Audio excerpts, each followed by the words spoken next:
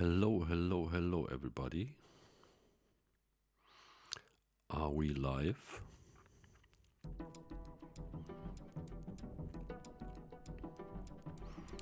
Let's see. Switch the screen.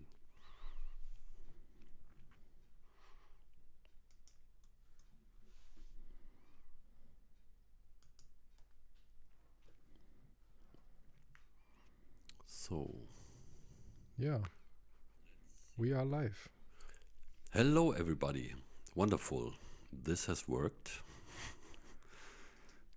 Switching between so many applications, between OBS and YouTube, and what's the final switch that actually does start the live stream.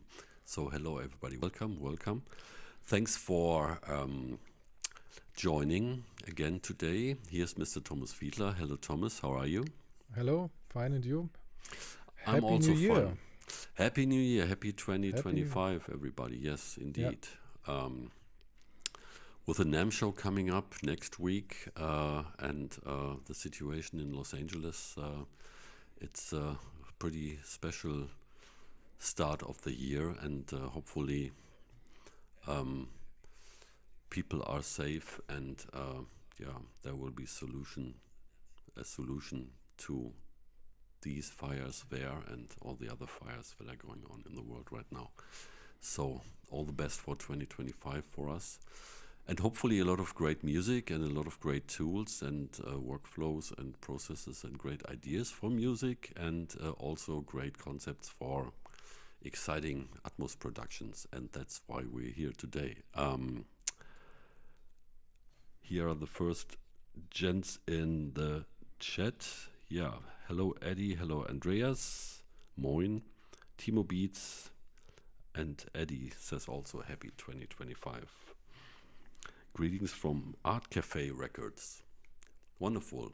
So, we decided to make a open Q&A session this time because before we have covered the most essential things that should be of interest for everybody who is producing music for Dolby Atmos and using the Fiedler audio tools, or not yet using the Fiedler audio tools, and will so soon because they realize it's the smartest way to get quickly to some Atmos mixes. And so shoot, if you have any questions, we are here for you, and especially Mr. Thomas Fiedler is here for you.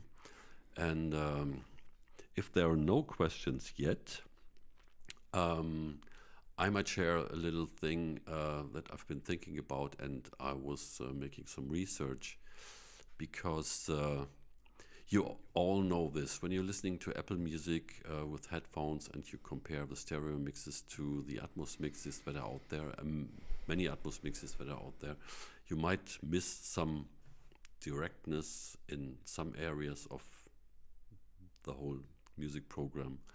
And so I was wondering, how would it be possible to get the stuff that we all like from a stereo mix, the directness, over to the Atmos situation, and then add effects and room and moving objects to the rest of the spectrum, and keep some things really, really tight and upfront in the stereo speakers. So I made this test. I just created a binaural file with just a stereo file, which was just routed to the left and right speakers, hard-routed left and right speakers in the Dolby Atmos composer, and switched off the binaural settings.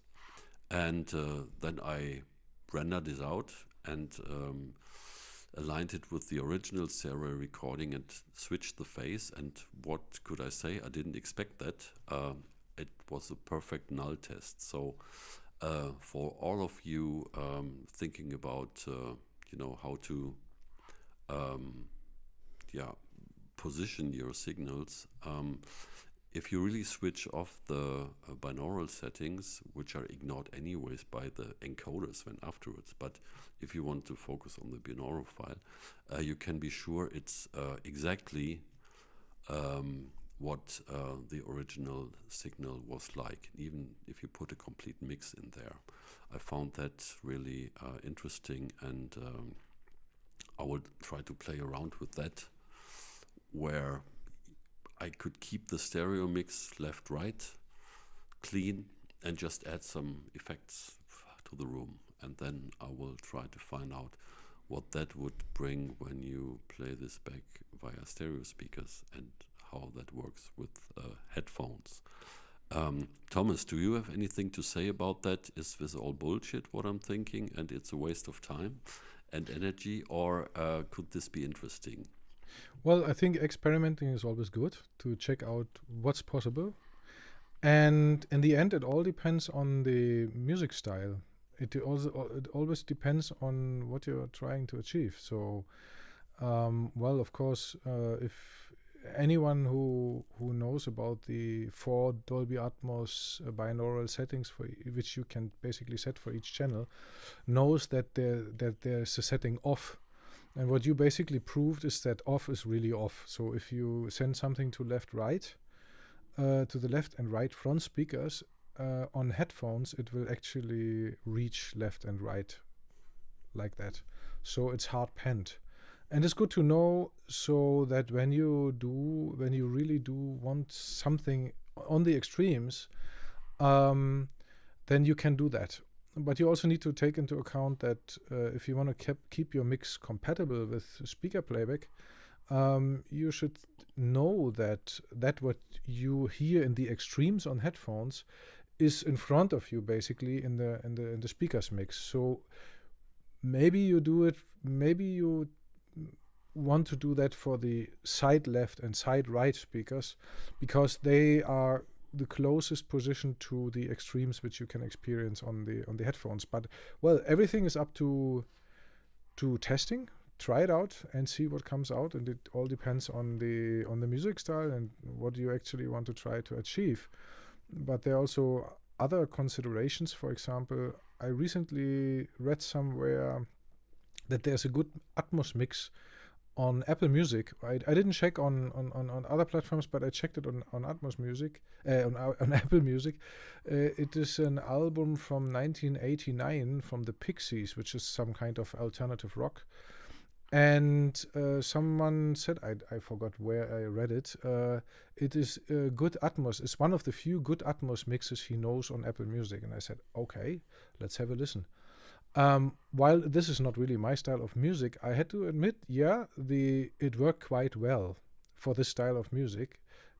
So I recommend having a listen and check it out. It's not direct. It's actually, it feels really spacious and roomy, but without actually having some unpleasant coloration in the sound. But it actually serves the music and comes across very well. So that would be something which works well on headphones on Apple Music. Well, I have yet to check out the if it is available on Amazon or Tidal. I don't know. I have to check out. But this would be something interesting to actually listen to, because it also gives you a good idea about how Atmos can actually sound. And I cannot just thinking about it, I cannot just tell it enough.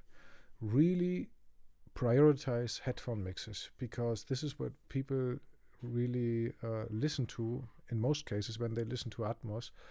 And when you do only mixes or mainly mixes on speakers and coming from the stereo domain, you easily get overwhelmed with the freedom and fullness of sound, which means that your mixes fall short on headphones, where you don't have a lot of speakers and you don't have the physical impact of sound, but it's on headphones. So really compare your Atmos mix on binaural with the stereo mix, if you have a stereo mix as a template, to check if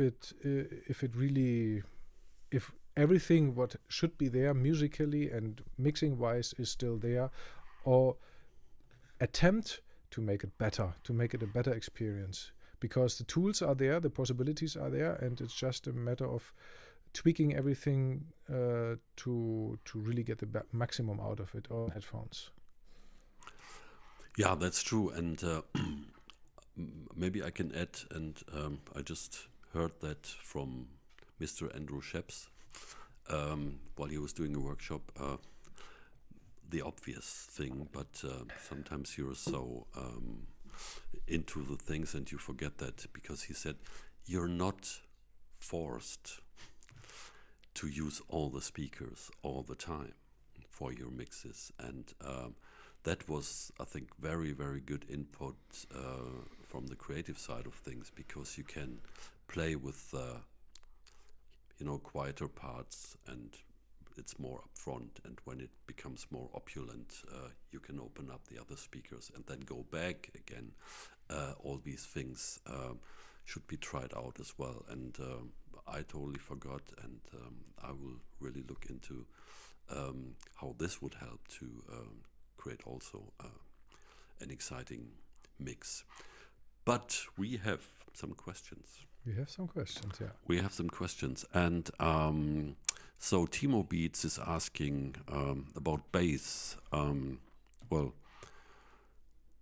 should the bass come from the front, or should it, or is it a good idea to let it come from the top? And I would say it depends on if it makes sense. And on the other hand, you most probably would lose a lot of impact and fullness, because these top speakers are usually not really designed for a lot of bass. But Thomas, what would you have to say about that? Yeah, well, the question is what he means by bass. Does he mean bass frequencies, or does he mean a bass instrument?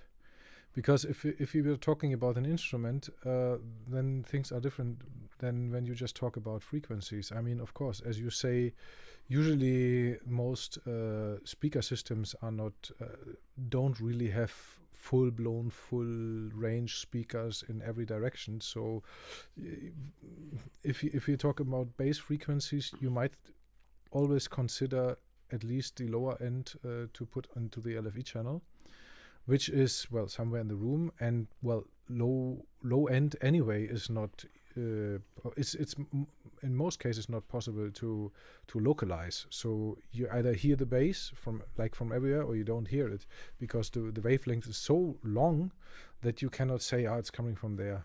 But if you're talking about an instrument, then usually if it's an electric bass or if it's a synthetic bass, you usually also have higher frequency count or parts in the signal. And then it really depends. I mean, it depends how you mix the bass. Sometimes you mix a bass instrument without actually having a lot of bass frequencies in it, but more like the attack and the plucking and some overtones and things like this. And then it can come from anywhere. The question is, does it make sense musically to send it from the top? But, well, the sky is the limit. You can experiment and try out if it really makes sense musically. Yeah, why not? I mean, there is no technical guideline which says no, you are not allowed to do that. I mean, but anyway, it really makes really, the question is, does it make sense? No, so does it make sense? I mean, if we look at the human experience of sound. The most of the experiences which we have in real life is on the horizontal plane, meaning around us. From the top, there's not much, except if we are outside and there's an airplane or a helicopter over us, or some birds are flying around or something like that. But most of the times we don't have something from above. And inside, if we are in the room, most things which come from above is reverberation or some kind of reflection. So if you want to keep things in a way that doesn't disturb the listening experience, in most cases, you would want this kind of signals from the top. Either some effects, something where you really want to attract the listener's attention, or you have these reflections, this ambient and reverb things coming from there. But this is not a hard rule. So it all depends on your musical intention. Well, yeah.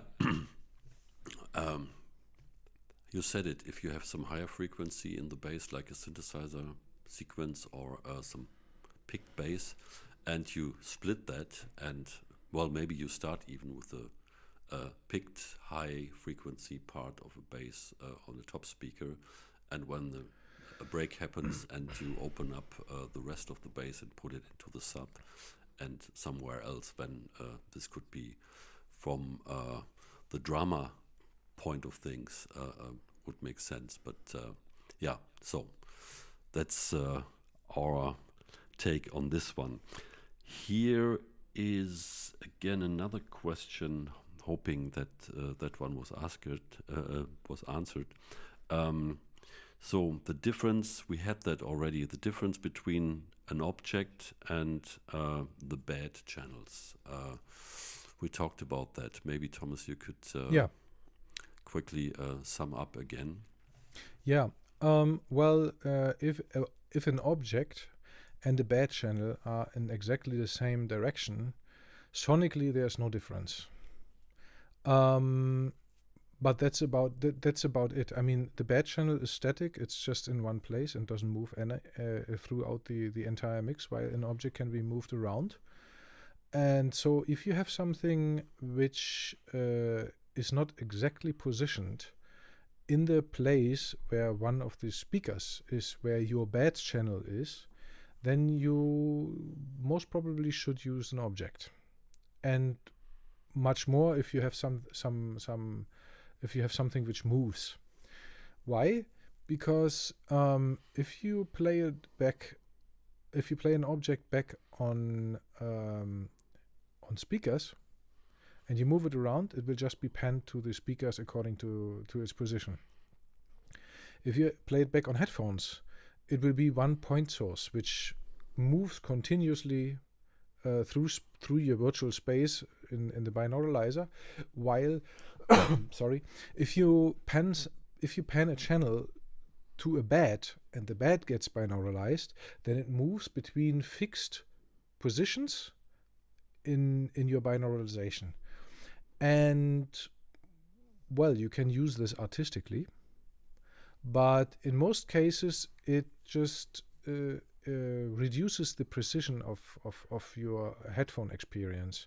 So especially for headphones and also for future compatibility, you should use objects where you don't have something which is placed exactly into the bad channels. And apart from that, the bads are necessary static channels. It can also be an object bed, which is simply objects, a bunch of objects which is placed in a similar position to speakers, but it's technically not a bed but a bunch of objects. But whatever kind of technical thing it is, any kind of bed or composite in our case is used when you want to render multi-channel stuff, like a multi-channel reverb or any other kind of multi-channel effect, where you cannot actually separate the output of the effect to objects, where you cannot do this or where it doesn't make sense. So a reverb is, for example, the perfect example to send to a bed. Also, if you have multi-channel recordings in a certain, like you have, let's say you have 714 recordings, then you can just send them to a bed, because except you want to move them around, except you want to take this recording and twist it around, move it around, then it might be good to just have a bunch of objects representing the 714 recording. So yeah, that's it, what I can say about that. And objects also have the advantage that you can individually set the binaural settings, while anything which goes onto the bed shares the binaural settings of the bed. Okay, cool. Well, thank you for that. There was another gentleman who had basically the same question. So we can move on to the next one, and that's regarding some output formats and the rendering. Here's Mr. Riven Joseph, or Joseph Riven, might be. He uses AWS, the Amazon Web Services, to render MP4s. And he guesses that this render is only 5.1 Dolby Atmos. And he hopes that Dolby Atmos Composer will come with a MP4 renderer this year or next. So, yeah. We also hope that. I know what you're going to say, but maybe you can explain a little bit further. Yeah, we also hope that, but we depend on Dolby. Dolby has to give us the license, and they didn't do it yet. So we keep pushing, because many people ask for MP4 export, and we really want to have it, but well, we depend on Dolby. Sorry. As soon as we get the license, we'll definitely build it into it. All right. So, fingers crossed, and everybody keep nagging Dolby about that. So that helps. Knock on their door and stand in their doorways with signs. We want. We want MP4 and the Dolby Atmos Composer. That's the best sign. That's it. Right. So, yeah. So here's another one. Mr. Eleftherios Faniodakis. This sounds Greek to me, I guess. And he. But there's someone before, right? There's something else regarding from Alex. After there's. Okay. Let's be straight here, of course. So, are there differences in working on beds like 7.1, 7.16, and 9.16, and other variants? You had this answered already as well, but but no worries. That's no problem. There's a quick answer. If you can work with 9.16, because that will make you compatible, or let's say that will make you use all speakers in all usual Dolby Atmos speaker playback formats. It is the highest resolution, and if you use anything less than 9.16, you will have speakers silent. Like let's say you use a 7.1.2 standard Dolby Atmos bed, and you play that back on a 9.16 speaker layout, then you have 6 silent speakers. And well, it depends on if you have only a 7.1.2 source, well, you can use that. But if you have an immersive reverb and you can set it to 9.16, do that. Or if you just want to have something panned around on the bed for some reason, then also use 9.16. So my recommendation is to go always to 9.16, except there's a hard reason for something else. All right. So, moving on to the next one. Eddie. Yeah, Eddie is asking for the possibility of making Beam a panel plugin independent of the composer. What do you think? It's one idea which crossed my mind, but we didn't. I didn't make up my mind about this. It's definitely technically possible, but well, let's see what comes up. Yeah, all right. And someone else, Stefan, says he likes the view of the Beam plugin. But before that, we have Eleftherios. I know. I just wanted to join these two same subject questions. Okay. So, Eleftherios, right. Hey there. Any plans for Dolby Atmos Composer VST support for Linux? Beam seems to work using the bridge, but Composer crashes. Whoa, that's kind of an experimental setup, running Windows plugins in Linux. No, currently we don't have any plans to support Linux, because that's another platform.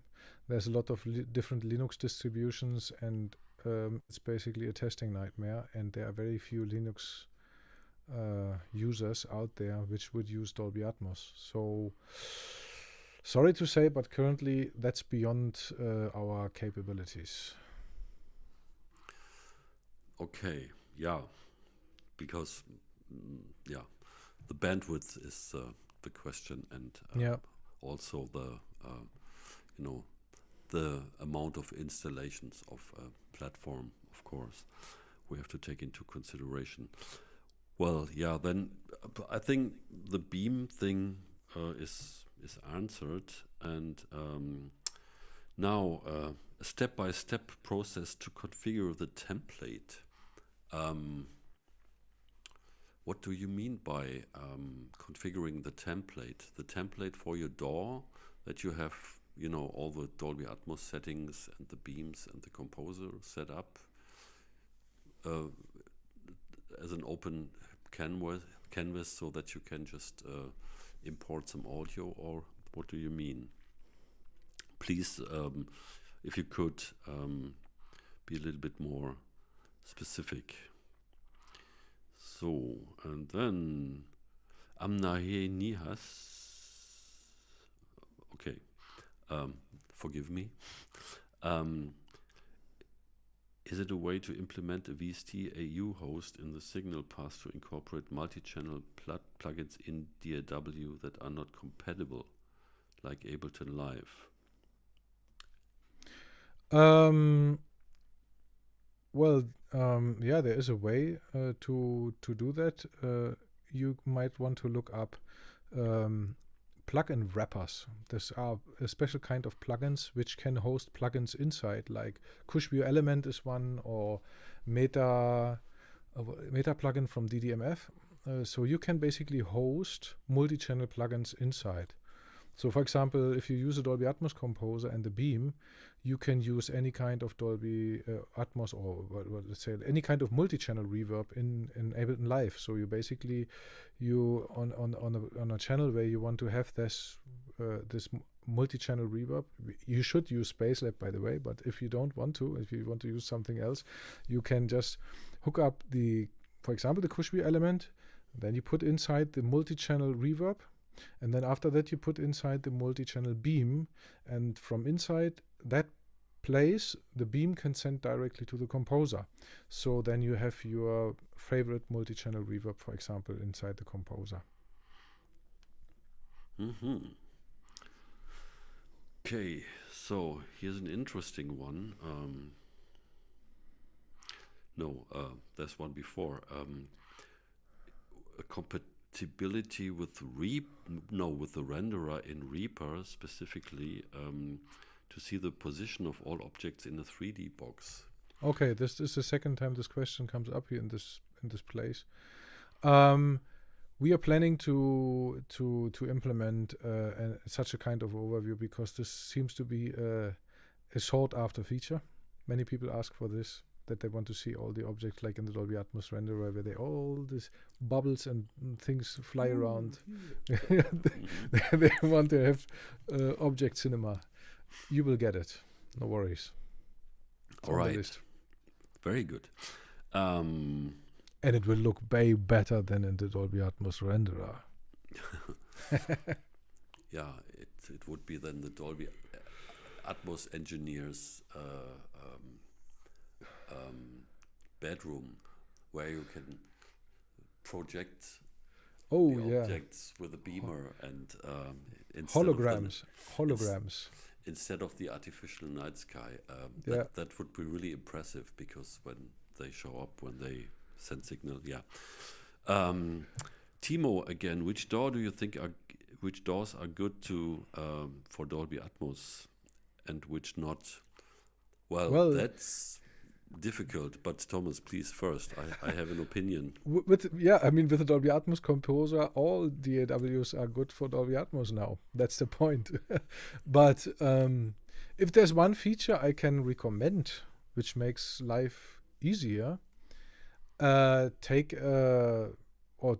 actually two things which make life easier. One thing is multi-channel capability, and the other thing is after post fader inserts. So, and post fader inserts is something where you can place a plugin after the volume fader, and there are quite a few DAWs out there which can do that. For example, Cubase, Nuendo, then Digital Performer, I think, then Ardour and Mixbus and maybe something else also, which I don't remember now.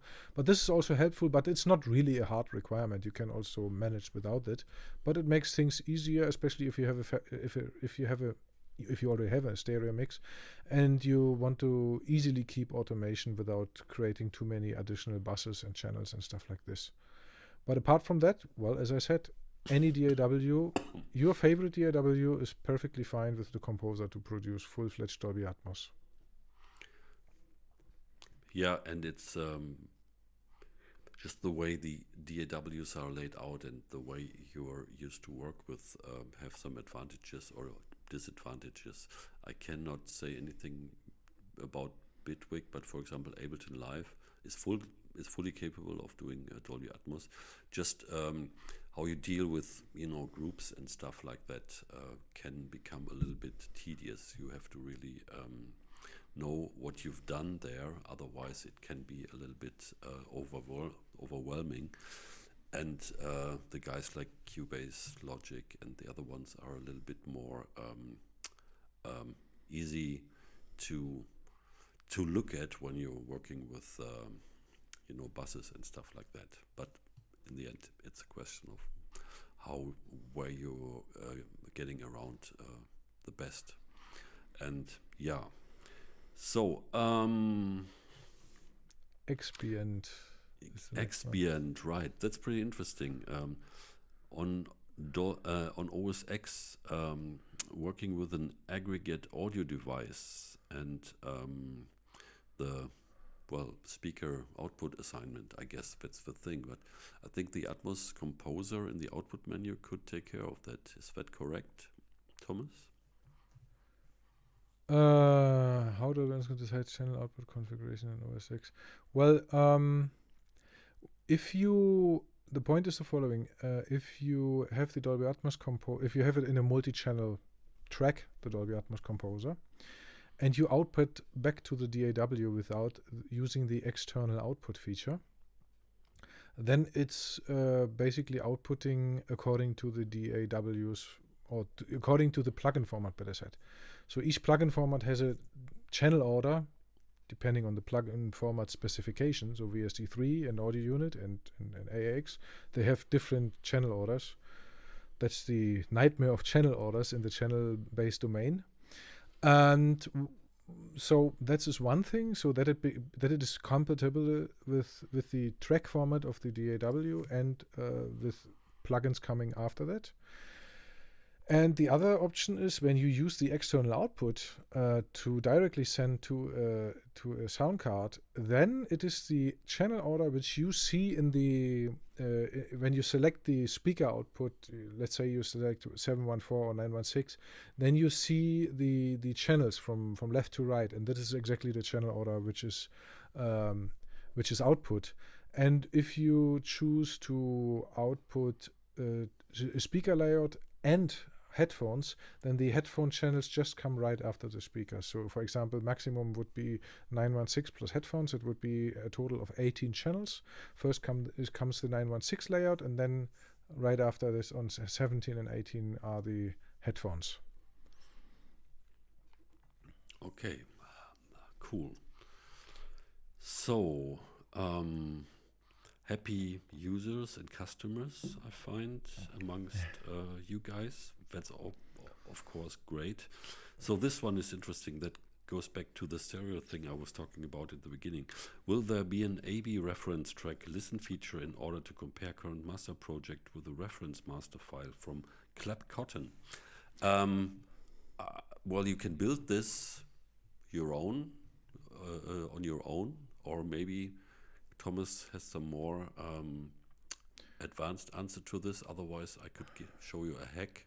Well, I think he's referring to the mastering console to have something to master the Atmos track to and having a stereo track as reference. It's definitely on the list.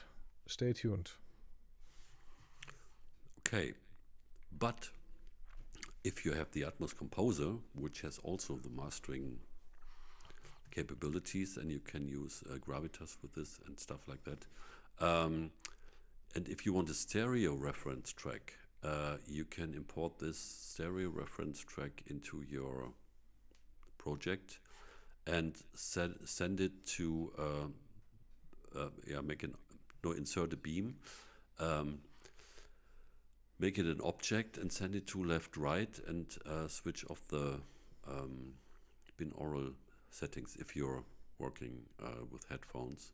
And then you can, by soloing that against the rest of your project, you can pretty well compare how you're doing. Of course, you would have to switch off the mastering settings, because the reference track will go through the mastering settings as well. But that's just another quick click, and this could help big time. Or what you can do is, if you have something like you explained, but I just got an idea.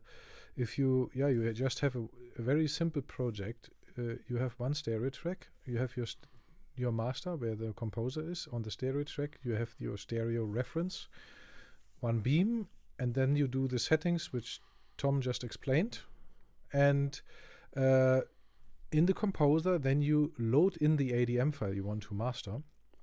You can easily master your stuff, and whenever you want to compare to the stereo track, you can just bypass the composer and then listen to the stereo track as is.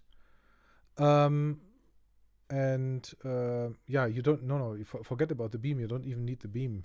You can just have the composer and the master track, load your ADM file, do your mastering, and when you want to listen to the stereo track, you just bypass the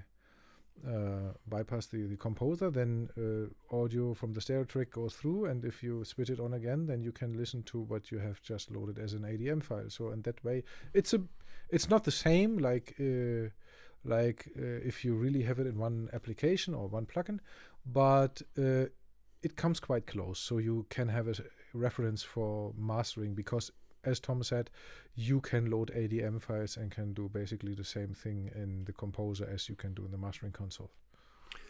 Yeah, and you're right, because that's how I approach this whole stereo comparison thing. By just bypassing the composer, then the whole Dolby Atmos side of things is gone, and you only listen to the stereo track. Yep. Correct. Yep, that's true. So moving on, Andreas says Bitwig works also fine. And yeah, when will it be possible to hear how the mix sounds in Apple within Composer? It's also on the list. This is what I can say. So we hear you. We hear you, and you're not the first one who asks for that. Okay, Eddie, in Pro Tools, the Atmos renderer can work externally or internally. It would be great if the Atmos composer could work this way in Pro Tools. I would ask why. What are you saying, Thomas? Well, it works internally. You can use it you can use the composer in Pro Tools like in any other DAW. To put it on the external side doesn't make sense, because if you have it as an external application, it's just a nightmare to set up. If you have it inside as a plugin, you can load up your session. You just click load session, and when it's loaded, you hit play, and it's there. You don't need to check that it's connected, and then the LTC is going over to the renderer application and all that stuff. I mean, it doesn't make sense to have it as an external application. So as a plugin, you can use it in Pro Tools as like in any other DAW. There's only one thing you need to know about Pro Tools. Pro Tools still has a small bug. Well, not a big surprise that Pro Tools has bugs, but the bug is that if you put the composer on a master track, then latency compensation doesn't really work inside the composer.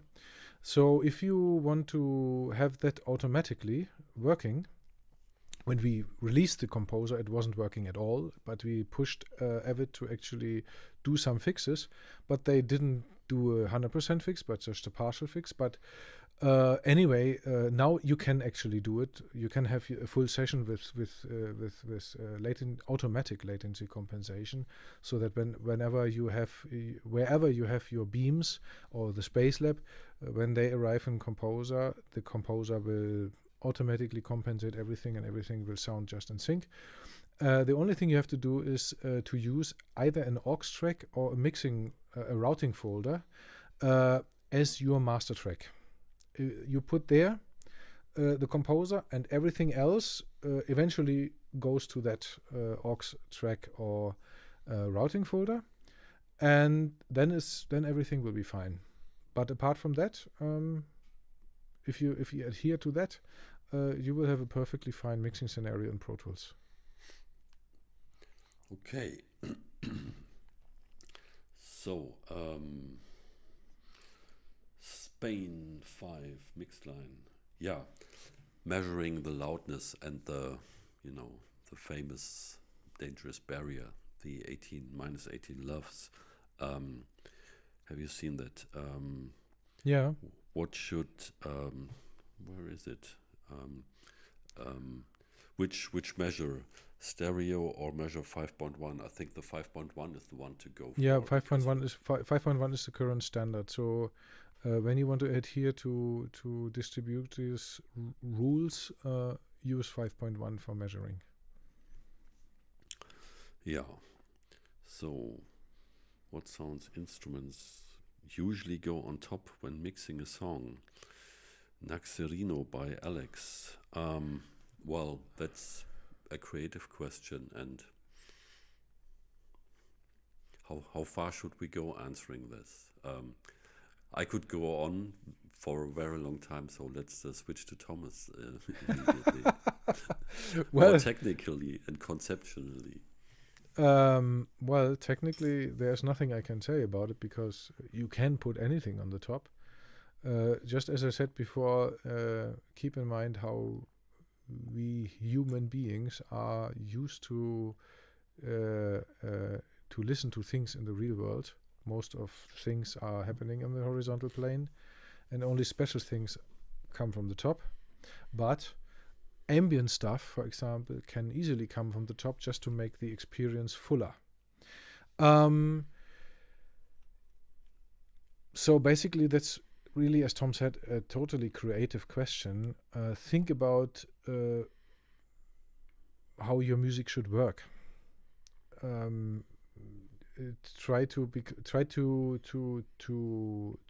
With the mixing, try to guide your listener through the music, through a piece of music in a meaningful way.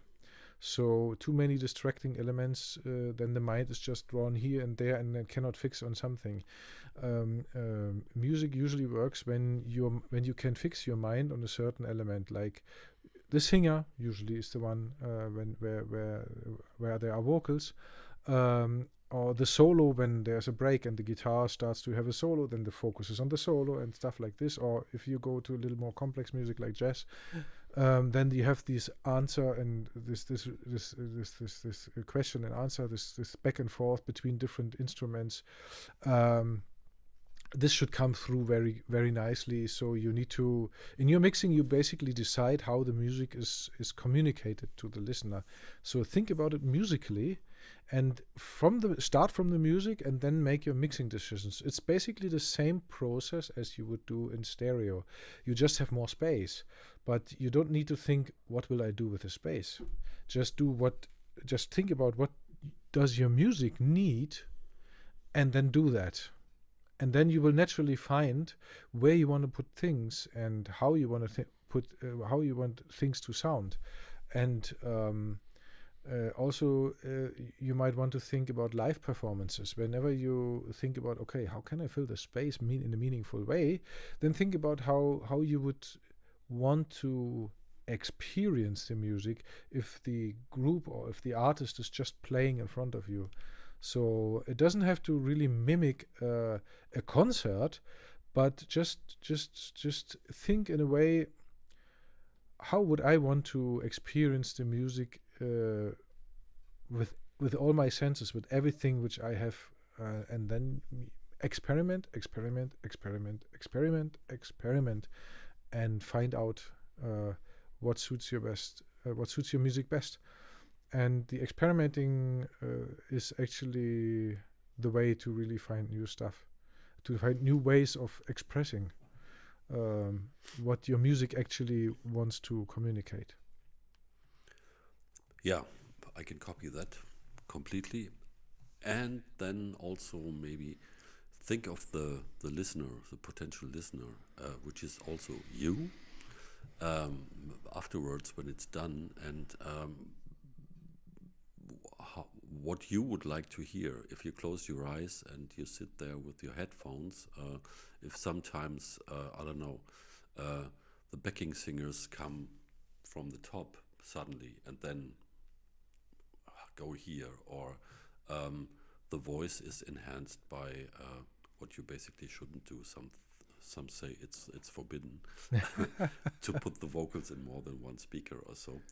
But anyways, so these things should shape your decisions or spark your creativity, and then think of the listener, how they would listen. Would they listen with headphones, or would they listen with a, I don't know, 5.1.2 system, which two speakers which are supposed to be on the top but are like ceiling beams, so to say, because then you would run into a situation, if you put some necessary stuff in there for these speakers people, it might get lost, because not all speaker systems are, they're supposed to, but not necessarily will reproduce the things in the space exactly as you have placed them. So that should be taken into consideration. And again, we guess 90% of the people would listen via headphones, and then you're basically pretty free. And there's one thing I would like to add. Especially when you check your mix on headphones, be aware of the fact that natural hearing is not like you would hear a stereo mix on headphones. Usually stereo mixes on headphones are between your ears through the head, and many things which are really pulled to the sides appear too wide.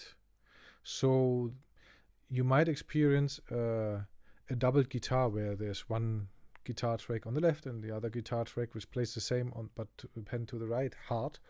You might feel, wow, this is so fat and so it's like a wall, no? And this is a trick which comes actually from the speaker world, from the stereo mixing world, because if you go to a stereo studio, you see that the speakers are in front, and there it has a very different effect on your listening experience than it has on headphones. So on headphones it's totally unnatural. So when you start mixing on headphones, or when you check your mix on headphones, be aware that it's not as wide in this left-right thing. But this is natural.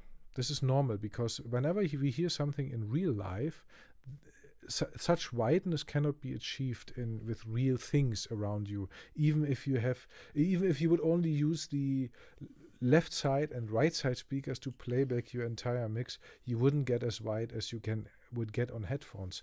So try to think about mixing in a way that it somehow resembles a natural listening experience. Like create the feeling that you are there in the music, whatever kind of space you want to use, if it's a big space or a small space, depending on your music style and on your personal taste and creative ambitions. But try to imagine, on headphones I want to get the experience, I'm there with the musicians or with the music in some way or other. And this doesn't involve super wideness, except if you really want it for some artistic reasons, but just take into account that a natural listening experience which really creates a strong emotional response doesn't have to be, or usually is not, maximum wide. Yeah. But No.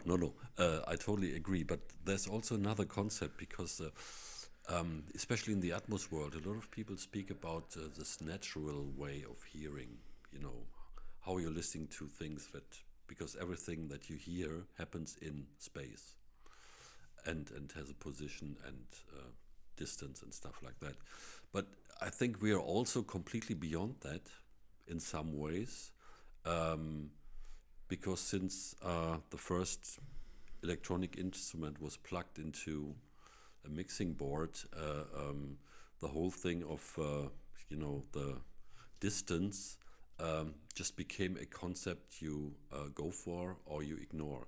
When you put a microphone in front of a guitar speaker or a singer's mouth, then you decide on, okay, how much distance, like the real world distance, you want to have, or if you don't want to have any distance at all. And that became also a creative decision and a feature that you can work with. And just because there's Atmos, these many speakers, and the possibility to do space and wide, you don't have to, and you can also play with this, because sometimes, and that's just a question of taste. And for example, I really like that when I found the right headphones for myself, for my taste, because there are headphones out there for years. They have this. The people were also always talking about they have this stage, this nice stage, and I pretty much hated that, because everything that was close recorded, I wanted to hear pretty close, and the transients, this unnatural transients, for example, I really enjoy that. Plus stuff with distance and with space and room, a combination of that. So that's when again the creative decision, Sure. where you can say, okay, I go for natural listening, placing things like in a concert situation, or I become totally creative with that and try to mix these worlds or go for something entirely different. But as I said, there's no right and wrong. It's just the question of taste, and you can go there even with Dolby Atmos. I think, especially on headphones, you can go really, really close, and this might lead to a very unnerving listening experience. But sometimes that might be, for a moment, something that would make something really exciting to listen to. So that's just my 2 cents from the theoretical, creative side of things. Yeah, then there's just one more thing I would like to add. For compatibility reasons between headphones and speaker mixing, while Dolby offers the different binaural modes, near, mid, and far, the off is a different thing, but the near, mid, and far exists to give you the possibility to select perceived distance. I would opt, this is my personal decision, I would opt to always use near, and then decide the actual distance, the actual perceived distance, using a reverb like Spacelab, for example, with adding the amount. Because why? Because first there's Apple Music, and Apple Music completely ignores the binaural settings, and second, the binaural settings don't translate on speakers. So in both cases, you basically lose these settings. It only works on the Dolby renderer. So while if you set it to near, you have a quite, let's say, dry and close up binauralization, which can be deepened. Things can be sent further away from you using a reverb, and that will be audible on all 3 listening situations, whether you are on speakers or you are on Apple Music or you use the Dolby Atmos renderer. Experiment with this and try to use a reverb, because then you will have the same depth decisions on all playback scenarios. That is true, and especially, of course, but not only because of this. Spacelab is really, really great for this, and play around with this and try that. And we will soon have another live stream about especially that, how you can actually excel with Spacelab and the Dolby Atmos Composer, getting great results with that. Right, we discussed that briefly. I remember. What fits to that, what we are just discussing right now, is from Naxerino by Alex again. He had a debate with a person who doesn't understand how 16 channels, 9.1.6, can be in a Dolby Atmos plus 5.1 file. Yeah. Yeah, well, I do not understand this as well. And just by reading this, you're already automatically frustrated. But there are explanations for this, Thomas. yeah, the explanations. Yeah, well, when you there's a in Dolby Atmos there exists basically two file formats. One is the distribution format, and the other is the delivery format. The ADM file is the delivery format. It means you as a mixer or a producer deliver that to your distributor. And then from that, the distribution format is created, which we know all as MP4. And technically, you are right, technically the MP4 is a 5.1 file, but it also contains additional metadata. So it's not just a simple 5.1 downmix, but it's a special encoded 5.1 where basically with the metadata, the bigger amount of channels can be extracted from a gain. Well, unfortunately, this is a lossy process, like MP3 is also a lossy format for normal audio. But this is necessary to make the Dolby Atmos file actually streamable. Because imagine you have an ADM file with 128 channels inside. This is usually for just one song. It can be a few gigabytes. So this is impossible to stream. The bandwidth would be insane, which you would need to actually stream that. And I also know that Dolby, Dolby told me that they are working on creating better streaming formats, better distribution formats, so that things get across in a better way, that it's not that lossy as it is today. So in that regard, we should just see and wait and see and do our best to create the best sounding ADM file we can. And that way we will be future compatible.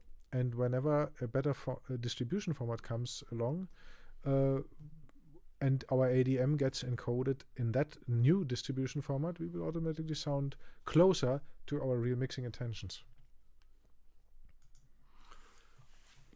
Yeah, that would be great, indeed. Yeah.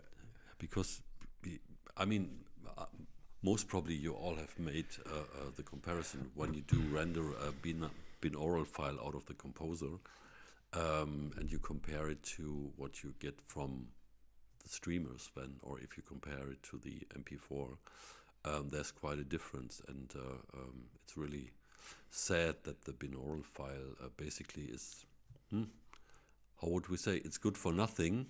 Of course, that's not true, because it's amazing, but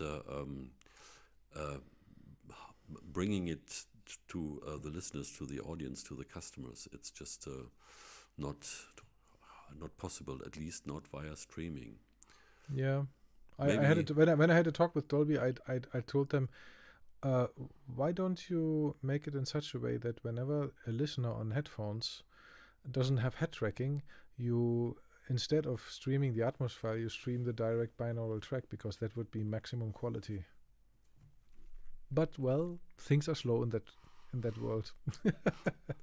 Yeah, maybe there's room for a new streaming service that's strictly for headphones. So yeah, and we could then flood this streaming service with our binaural mixes and have so many happy customers. But yeah, somebody should come over with the service for it. Or so. Well, let's have a look here. Is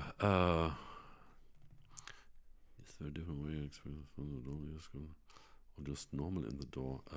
Timo, maybe you can specify that. I don't know. I don't understand where you want to go with that question. And which one? Is the wave a different if I export the song through the Dolby Atmos composer or just normal in the DAW? Well, if you export it from Atmos, composer and you export an ADM file, you get an ADM file, which is basically a multi-channel wave file plus metadata. And this is the Atmos distribution format.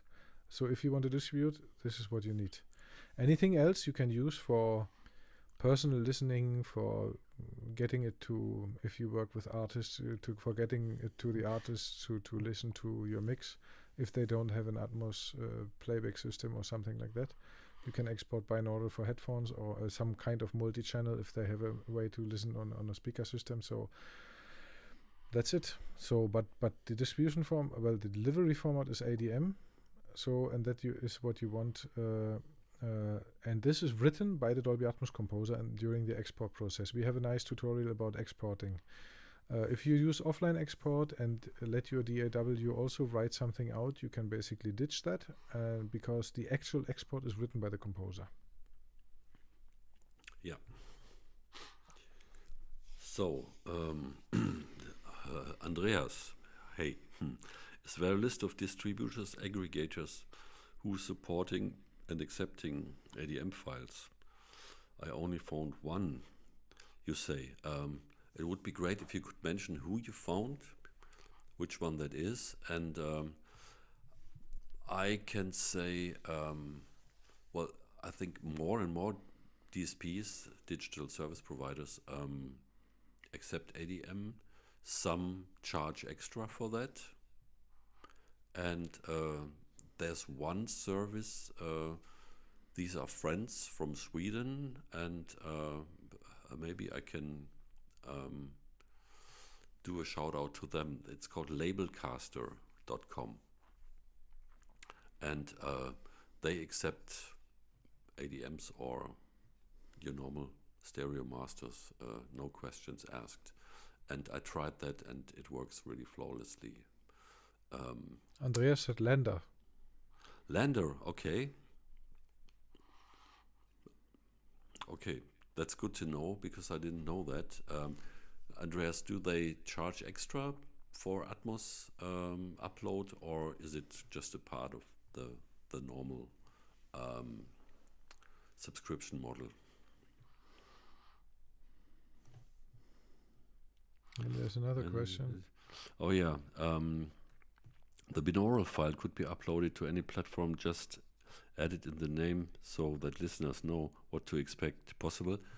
Yes, and I did that already. That was my first attempt to binaural. I'm also friends with Tom Ammermann, who years ago made Kraftwerk masters with headphones around with his technology, and just labeled it in a different way. Somehow they showed up on some streamers and not on others. It was weird, but I remembered that, and so there's an instrumental album I made, and 2 of the tracks I mixed in Atmos and rendered them as binaural files, just stereo wave files. And I just added this Headphone 3D to the song name dash Headphone 3D version. And now if you listen to that on Spotify or Apple Music, everybody else, you just see it in the list, and you can decide if you want to use the stereo ones or the binaural ones. That's doable, but the thing is, if somebody, and the consumers sometimes don't look and don't care, sometimes you have a binaural file then playing back on a boombox, and that might not sound too pleasant. The question is if the boombox sounds pleasant. Yeah. And Garo also said DistroKit, so it seems there seems another aggregator, DistroKit. Do you know DistroKit? I know DistroKit, and I think they charge extra per Okay. file. At least in the early days, and that was early last year when I checked all these things. And one final word to the binaural stuff. That's why I was checking is the left-right in Dolby Atmos really the same as the stereo in stereo? And as I now found out, it actually is. We might be able to take some things and experiment with that, and then doing binaural files which have that defined stereo stuff and some other stuff that might just go away if you play it back on stereo speakers because of phase cancellation and stuff like that.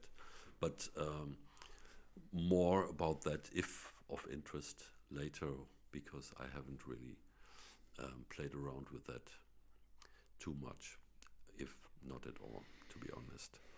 Yeah. So, Andrea said it depends on the subscription plan.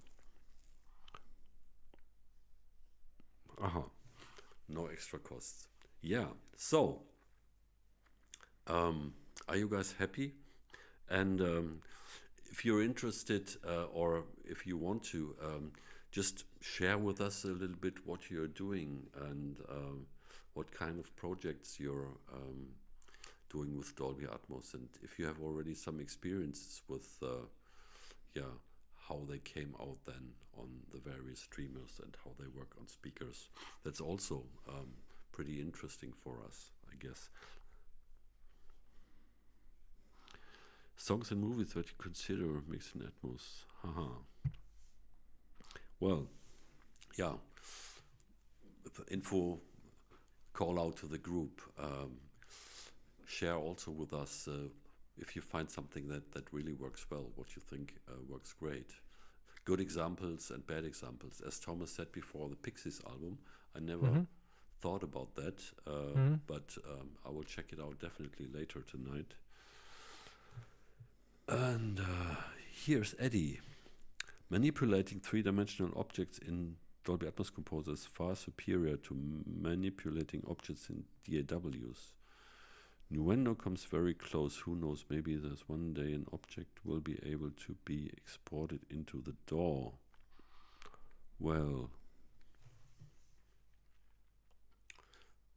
an object is like a multi-channel thing. And no. Well, I don't know what the question is. What he means actually. If you do, you mean that to get the automation from the composer or from the bean to your DAW so that your internal panel is doing it, or what do you mean? I'm not sure what you mean by that.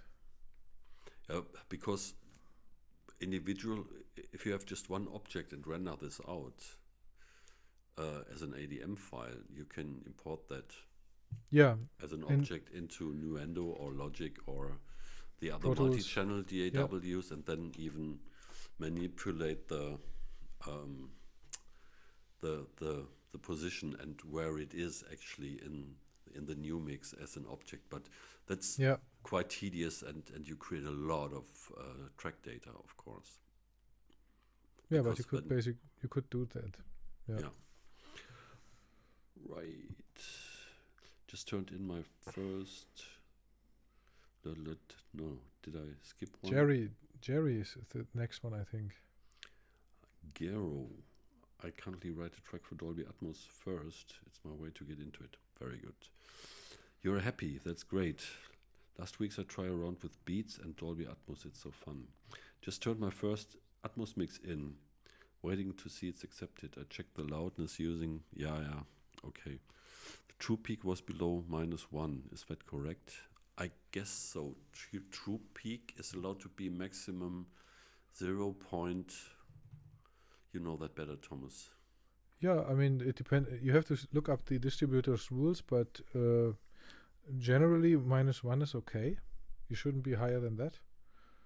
You can be lower, but you shouldn't be higher, usually. So if the distributor says is fine with your -1, then it should be accepted. I mean, of course, if your loudness, your integrated loudness is not beyond the usual -18 or whatever the distributor says. Yeah, but if I remember correctly, the true peak shouldn't be should be below minus 0.2. No, minus 1. Really 1? Yeah. Minus 1. Yeah. For acceptance. Well, if stuff gets accepted, then it's not on your shoulders. But I know that minus 1 is a safe level because the Dolby Atmos renderer algorithm has a limiter built in. So when you get too high, then the limiter kicks in, which can change the sound. So you would want to be lower than minus 1 or maximum minus 1. And that way the limiter, which is built into the Dolby Atmos renderer, doesn't kick in, and you are sure to have the correct listening experience, that nothing is taken away. Yeah, and there's also this thing that there are the things that the cathedral tells the bazaar to do or not to do, like the big labels and the big corporate companies say you shouldn't do anything else than this. But what I found out just by coincidence, not and I felt guilty, that in the real world much more things get accepted and do not get removed as some of the officials are telling you. So maybe it would be fun to find out how far you could stretch the system. Yeah. Especially in terms of level and stuff like that. Because it's really the thing, if you switch over to Dolby Atmos with the earpods, and so you get this incredible dip.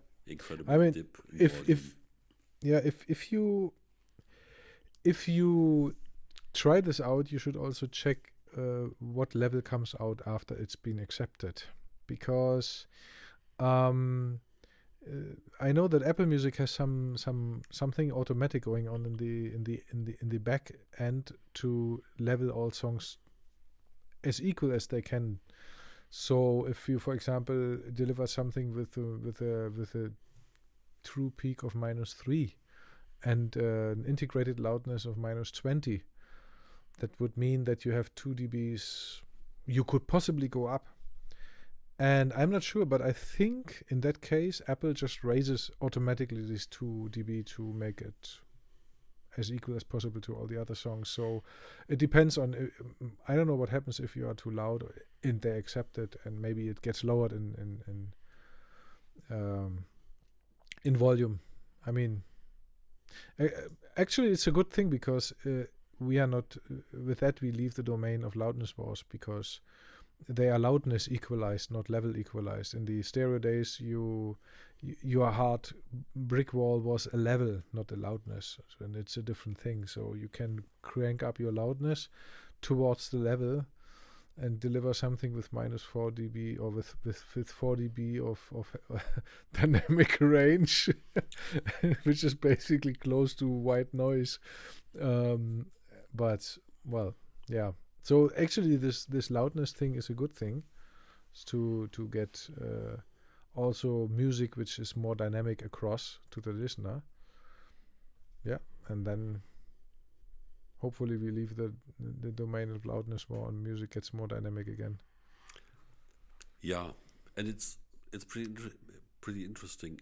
What led me to this stereo experiment was I found an old album of mine that was released in sometime in the 2000s, and I re-recorded it from Apple Music, and also from some stuff from a later album, and then from a current one, because I got really interested. So I just hooked up Apple Music with Black Hole and fed it into Logic and recorded all the tracks and not touching any levels. And I found that the old album from 2006 or so was 3 dB lower in level than the one from 11, and the current ones were the perception was louder. So I don't know, of course, how much of ozone I applied to the masters when I prepared this stuff, but there's a significant difference, and I haven't looked into this further to find out if there's only level or loudness mastering or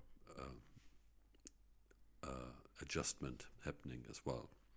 So Dolby AC3 or Dolby AC4. Okay, I have no idea about that one. What I can say for the comment before, I think for jazz fusion, Styric says, I think Dolby Atmos could be a great format. Yeah, especially acoustic music is you have so much possibility, and jazz is a good thing for Atmos. You can really get into the music, especially because you usually deal with a lot of acoustic instruments. Well, fusion is at least how I understand it, also electric, but still. Yeah. Especially when a lot of stuff is going on musically, then it's great to have more space to put all the stuff. Yeah. So this AC3 or AC4 stuff, can you make something about that? Well, it's difficult to say. The point is, currently what you need to have in your device is to be able to decode the DD plus JOC codec. This is Dolby Digital plus joint object coding. This is basically the MP4 codec which is used by Dolby to encode the ADM file for distribution. And that is what your device currently needs. But apart from that, we will have to see if and when there will be a new distribution format, and then you might need to upgrade the device or change the device, who knows. But currently that's the state of affair. I don't know if you need AC4 for that, but I think you should just need that what is actually directly necessary for playing back Dolby Atmos, the usual Dolby Atmos codec from Dolby. Yeah, all right. And here's an incredible question. Haha, you said. The immersive wrapper. Yeah. So we know about that, and Thomas played around with it and found some interesting things about it.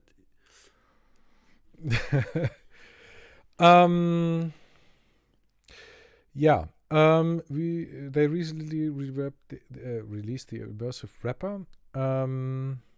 Well, it has some caveats. This tool, apart from being an engineer's thing, which has some kind of learning curve. Well, engineers can cope, but for artists it can easily become overwhelmingly complex because of all the routing you have to do in your mind.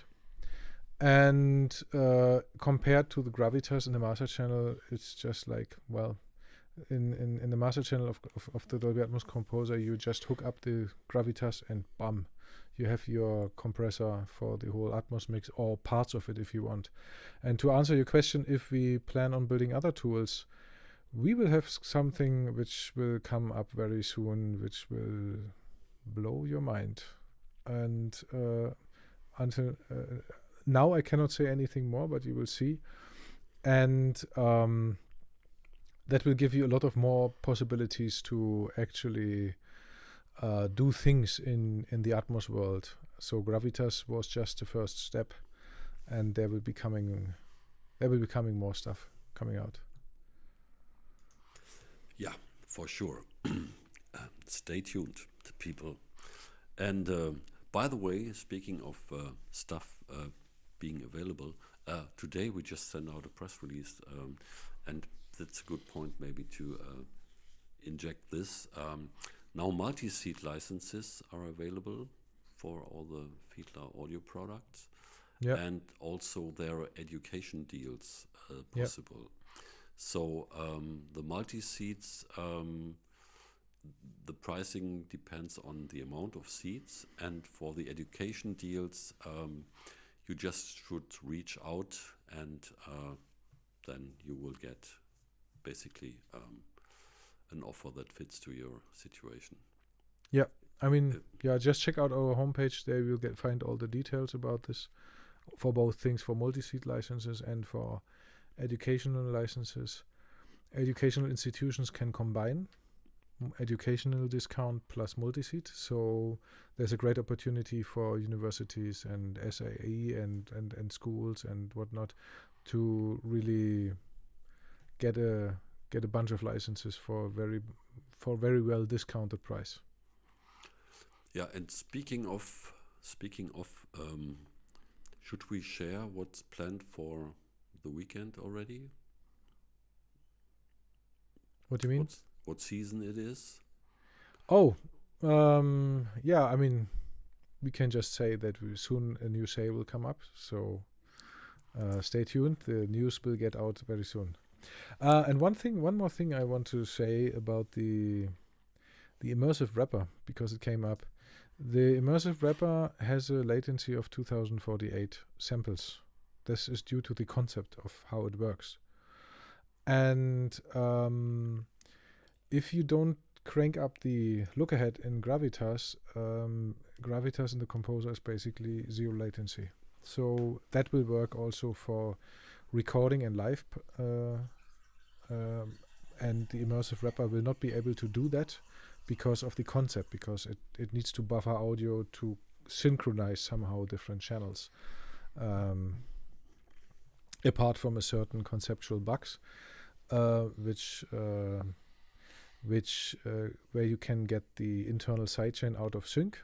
As long as you don't use the internal sidechain, everything works fine in the immersive wrapper, but when you use the internal sidechain and you have some more complex scenarios, you can easily break the timing in the internal sidechain, apart from the high latency it produces. So gravitas and the composer is still the option to go. It's ease of use and the fact that you can actually use compression in a zero latency fashion.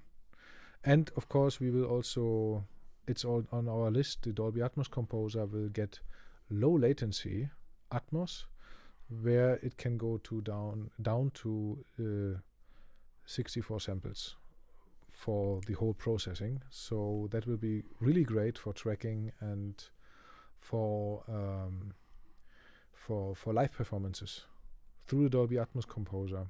When I was in Amsterdam last year, there was a famous artist from the Netherlands called Ludovic, and he made a live performance in Atmos.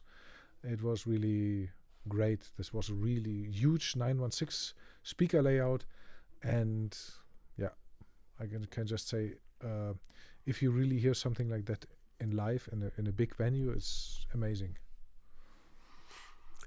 Yeah, that's my dream. I've been to Berghain once in Berlin, and they had the Function One system there, and these amazing bass speakers, the bass beams in the Function One system. And since then, I'm wondering, a big club or outdoor thing with a